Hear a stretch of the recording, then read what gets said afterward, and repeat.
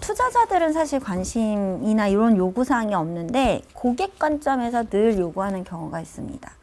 근데 제가 무슨 기업이라고 얘기 안 하겠습니다. 우리가 벤치마킹하고 있는 유니레버, 애플 막 이런 회사들 있죠. 그 중에 하나의 영업, 글로벌 영업 그 하시는 분도 야 나도 뭐 ESG 이런 거 잘 모르겠는데 이런 거 좀 확인 좀 해야 돼. 나도 거래하려면 이런 거 확인해야 돼. 그러니까 거기도 정책적으로 움직이고 컵 예쁘지, 이거 되게 튼튼해, 이거 유해하지 않아. 그리고 우리가 제대로 납품해 줄 수 있어. 10원 깎아줄게 이러고 팔았잖아요. 옛날에 그렇게 했죠. 근데 갑자기 이거를 그래 좋아 10개 줘 라고 하다가 근데 이거 탄소 배출은 어떻게 되는 거야를 묻기도 하고 이거 만드는 사업장은 괜찮아? 이렇게 묻는 거예요.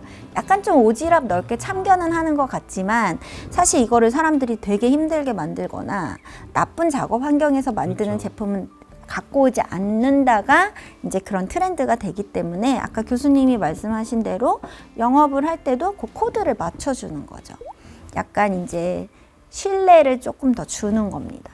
그런 부분들이 지금 이제 협력사로 따지자면 이제 1차 벤더, 뭐 1차 협력사 이런 레벨들은 바로 이제 대기업한테 다이렉트로 이런 걸 요구받는 시점들이 오는 것 같아요.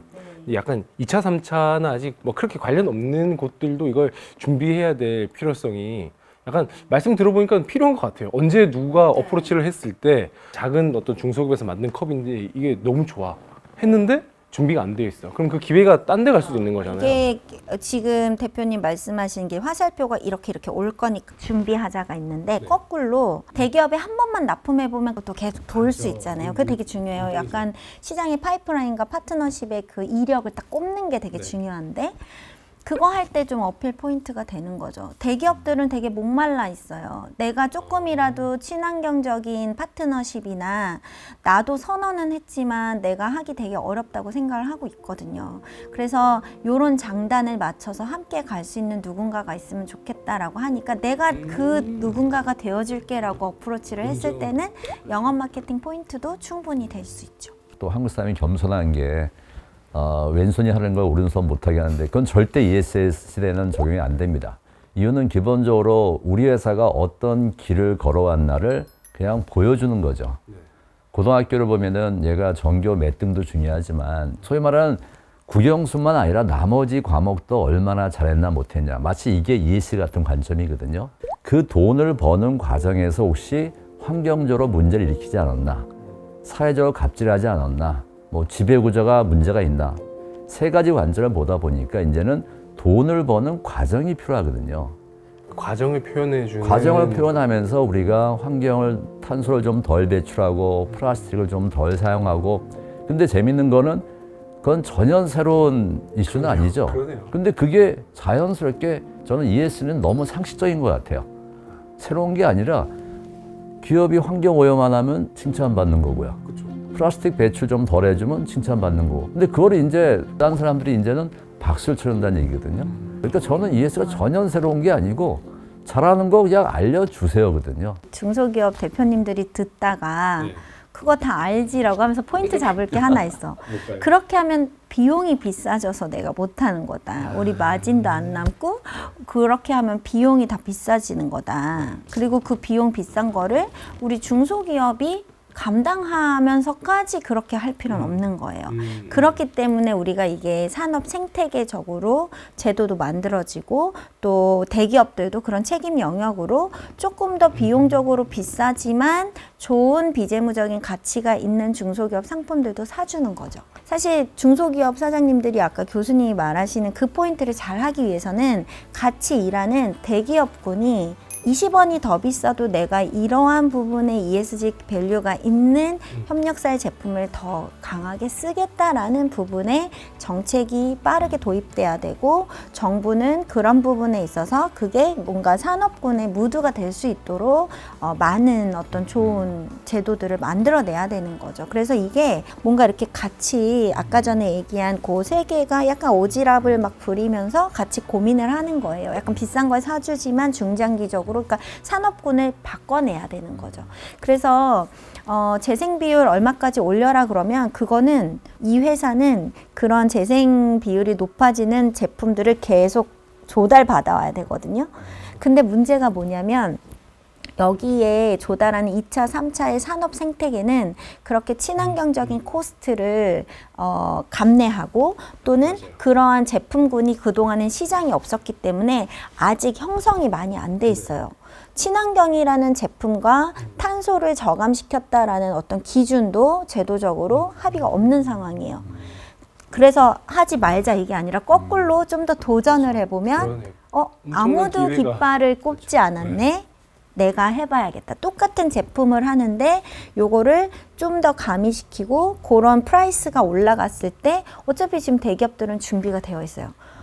글로벌 기업들도 요게 어느 정도의 우리의 미트만 된다면 난 이런 데랑 이제 손을 잡을 거야 라는 이 터닝 포인트라서 아무도 깃발을 꽂지 않고 제도적인 게 없을 때 그때 뭘 해도 베스트 프랙티스가 되는 거예요. 그럴 것 예. 같아요. B2B 관점만이 아니라 B2C까지도 소비자가 포괄적으로 바뀌고 이제 있습니다. 다 포함해서 그리고 그런 MZ 식으로. 세대가 저도 대학에 있지만 자기가 가고 싶은 정말 대기업이 어떤 사회적 악행을 저질렀을 때 자기 여자친구, 남자친구, 부모님에 대해서 소위 말해서 좀 자신감도 사라지기 때문에 이제는 정말 그 회사가 돈을 얼마 줘야 좋지만 더 중요한 것은 내가 저 회사 일원으로서 내가 자신감을 갖고 있는 것, 프라이드 같은 것, 그게 또한 중소기업의 어떤 셀링 포인트가 되기 때문에 결론적으로 나온 비용 포인트도 이제는 대기업이 혹은 소비자가 추가적인 프리미엄을 낼 수 있는 마음의 준비가 돼 있고 이미 그게 통계로 나오기 있기 때문에 정말 차별화 포인트가 충분히 더 높은 가격으로 더 높은 수익으로 연결될 수 있다는 좀 자신감을 가지시면 좋을 것 같습니다. 확실하게 말씀해 주시는 게 이제 글로 ESG를 느끼거나 막 보고 배우고 이렇게 하는 것보다 진짜 별다른 게 아니구나. 진짜 별다른 거 아니고 그냥 내 고객이 그 기업이든 아니면 일반 소비자든 그들이 더 만족할 수 있는 걸 만드는 것. 근데 그게 말씀하신 대로 더 이쁘고 뭐 기능이 좋은 것도 중요하지만 더 친환경적인 측면 아니면 이걸 만드는 기업의 문화라든가 이런 부분들도 보고 이제 제품을 구입을 하니까 처음부터 쭉 말씀하셨던 게 연결이 쭉 되는 것 같아요.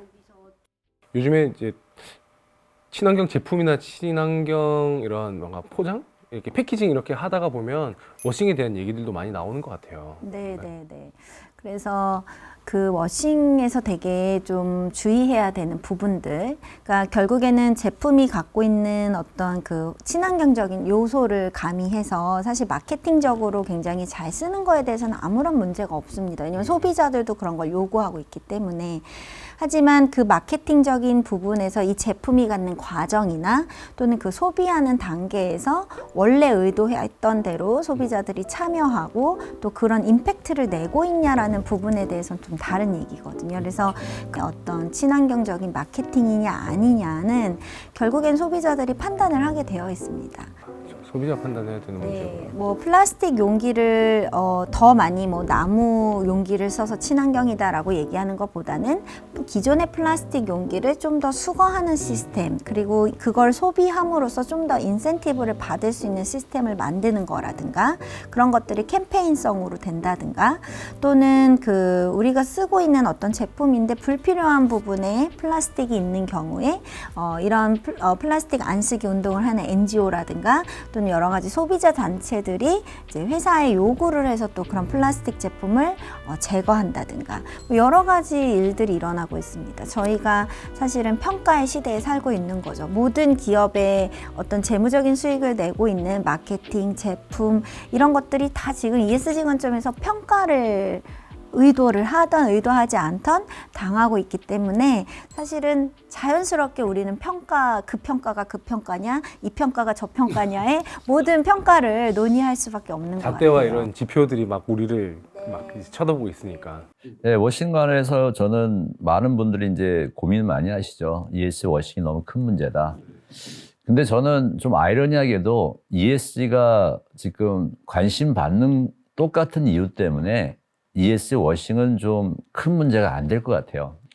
ESG 워싱은 쉽게 말하면 침소봉대하는 거거든요. 어떤 경우에는 거짓 정보를 주는 건데 내가 회사에 대해서 알고 있는 정보와 회사가 갖고 있는 정보의 차이가 되게 많거든요. 우리가 보통 전문적으로 정보가 대칭성이 약하다는 비대칭성을 말을 많이 하는데 이제는 많은 기업들이 보고서를 발간하고 더 중요한 거는 기업의 모든 활동을 종업원 소비자들이 소위 말하는 핸드폰 갖고 미디어를 통해서 모든 걸 공유하기 때문에 이제는 정보의 비대칭성이 줄어들었거든요. 그러니까 ES를 안 할 수가 없는 것이고, 그래서 바꿔 말하면 ES 워싱도 분명히 몇몇 기업들은 강한 유혹을 느끼겠죠.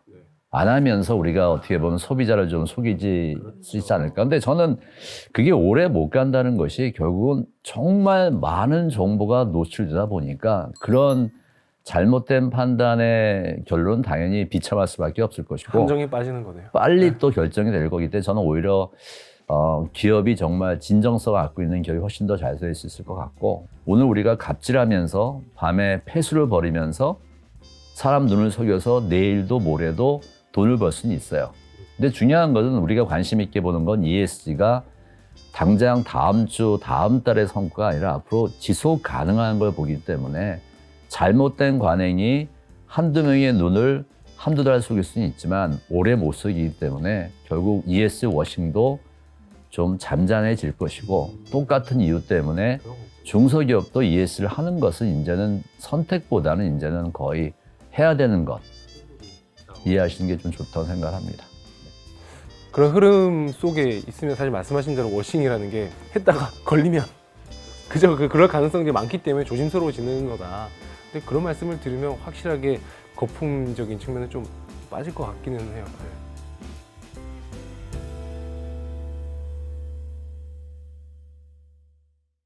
ESG는 이거고요. 이걸 해야 됩니다라고 말씀해 주실 줄 알았는데 드레스 코드가 무엇인지를 파악하고 그것부터 하나씩 좀 준비해 나가시면은 뭐 매력 포인트를 훨씬 올리는 거죠. 그것까지 하기에는 여력도 없고 좀 힘들어요.